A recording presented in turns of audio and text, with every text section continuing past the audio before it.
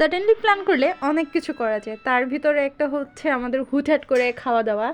যেমন এই কিছুক্ষণ আগে মনে হলো যে ডিনার করব, রুটি কিনে নিয়ে যাব। তো বাসার পাশের দোকানগুলোতে খোঁজ করলাম, কোথাও হচ্ছে রুটি পেলাম না। মানে ভাগ্য খুবই খারাপ ছিল। পরে মনে হলো যে আসলে না, ভাগ্য খারাপ না, গাড়িটা আছে বিধায় আমার ব্লু মেশিন নিয়ে আমি হুট করে চলে গেলাম নাজিরাপোলে। বরিশালে যারা থাকেন অবশ্যই নাজিরাপোল চিনবেন।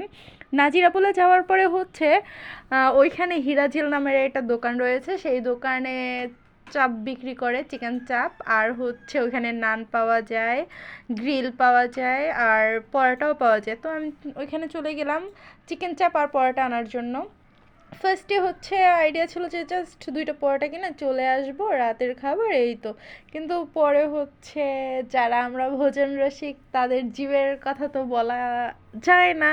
তো সেই ক্ষেত্রে হচ্ছে আমি কি করলাম, ওইখানে গিয়ে চিকেন চাপ অর্ডার করলাম এবং 5টা পরোটা অর্ডার করলাম। যেহেতু বাসায় নিচ্ছি, আম্মু আছে, বোন আছে, হেনা আপু আছে, নিয়ে গেলাম সবাই একসাথে খাবো এর জন্য। এখানে চিকেন চাপটা ওদের বানানোর সিস্টেমটা পুরোপুরি আমি ভিডিও করেছি, কারণ এটা খেতে খুবই দারুণ। বাসায় আমি অনেকবারই ট্রাই করেছি, যদিও বা বাসারটা বাসার মতোই টেস্ট, আর ওদের এইখানে ওদের এইটার মতোই টেস্ট।